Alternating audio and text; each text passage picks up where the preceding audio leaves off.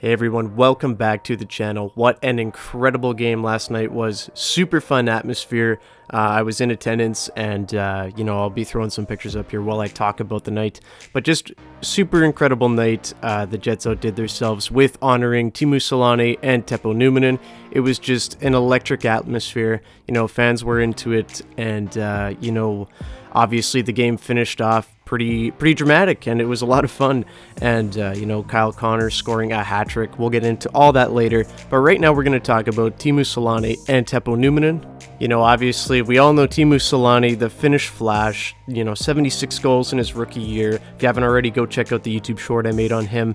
But, a guy that really gets overshadowed, I think, in this situation is Teppo Nummenin, who was a very good player for the Winnipeg Jets. Kind of just a utility knife, could do really whatever you needed him to do.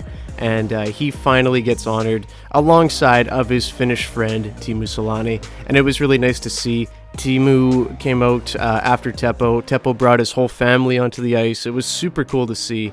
And you got to see number 13 and number 27 raised up into the rafters, and it was really I don't know, it was kind of emotional, because it took such a long time for this to happen, and it's been such a long time coming for these two guys to get up there. And I'm really happy that both those guys finally got the recognition that they deserved. Obviously the Jets have started their Jets Hall of Fame and have been going back to the old days. The hotline, Dale Howardchuk, Thomas Steen, who was actually there at the game. Just a lot of guys there, right? Obviously, they've already honored them, and now they're in the 90s era, and it's just super good to see that number 13 and number 27 are hanging in the rafters where they belong. But now, getting into the fun stuff. Winnipeg Jets versus the Anaheim Ducks. Obviously, Teemu Selanne played for the Anaheim Ducks, so it makes sense that these guys play. Jets are wearing their reverse retros. And those are so sharp, man. God, what a night. It was so much fun. But the first period was not fun if you are a Jets fan. It was very boring, and Troy Terry actually comes in and scores. Makes it 1-0 Ducks. Honestly, I was kind of worried after that first period. Near the end of the period, the Jets started to come alive a little bit, but for the majority of that, it was kind of ugly. Moving on into the second period, after Connor Hellebuyck stood on his head a little bit, made some pretty nice saves, in comes Kyle Connor, bang, scores his third of the season, and just like that, it is a tie game. The Jets really took control in the second period and were all over the Ducks, smothering them. John Gibson played lights out through two periods, and to be only letting in one goal, if you're a Ducks fan, you got to be happy with that at that point in the game. And it was just chaotic second period. Jets were firing all over the place. Scheifele and Gagne and Connor, that line was going, and they actually had the Ducks cycled in their own end for over 2 minutes, I believe. And they didn't score, but they came pretty close. I believe Nate Schmidt was the one that took a wicked slapper, and Gibson smothered it, but what a save. Really good period for the Jets, and we move on into the third period. Late in the game, with just under 6 minutes left, it's Kyle Connor again. He's back. He scores 2 goals in this game. He had 2 goals coming into this game, so that's his 4th of the year. Scored 5-on-5 from Gagne and Scheifele. So the crowd's going bananas. Everybody's going nuts. Teemu's popping up on the Jumbotron cheering. It is just excitement all over the place. And then 28 seconds later, the Jets do something really weird defensively. Josh Morrissey comes up and pinches, and I'm really not sure why he did that.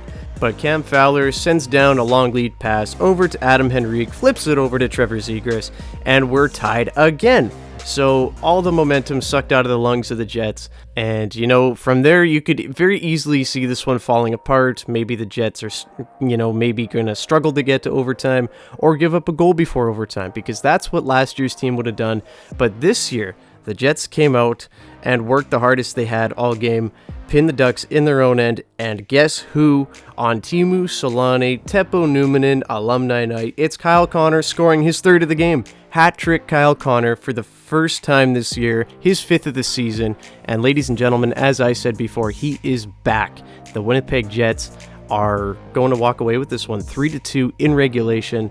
Tough game for John Gibson. He really was keeping them in this one, made some really tough saves in the first half of the game. But ultimately, it was just the Kyle Connor show today, and what a game. Ton of fun to be at. That was one of my most favorite games I've ever gone to as a Jets fan. electric atmosphere that I haven't felt in quite a while. The building's been pretty dull the last few years with how the team's been playing, but there does seem to be a little bit of renewed energy, and that's really nice to see. But yeah, Jets win 3-2, huge win. One thing that I did want to talk about in this game was Dylan DeMello did not play due to injury. He was a game time decision, didn't lace up. Ville Heinola actually did get called up, did not play. Kyle Capobianco came in. It wouldn't shock me if Ville gets into a game or two going down the stretch here. Ville comes up because Mason Appleton is on IR from the Seattle game. Kind of a freak injury. His stick got stuck in like the timekeeper's hole in the glass, and I don't know, he kind of just got clotheslined by it, it looked like, and he skated off and everything. He didn't return to the Seattle game, but he will be out roughly 8 to 12 weeks, I believe it was. So that's obviously not good news.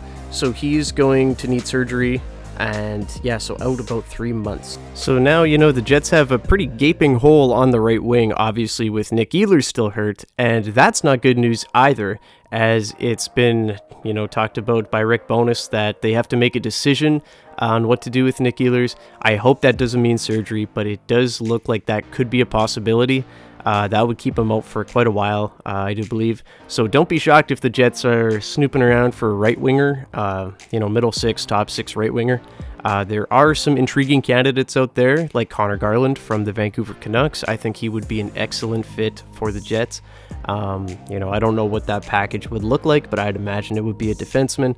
And I know there's going to be people saying, oh, well, the Jets are winning. Why would they change anything?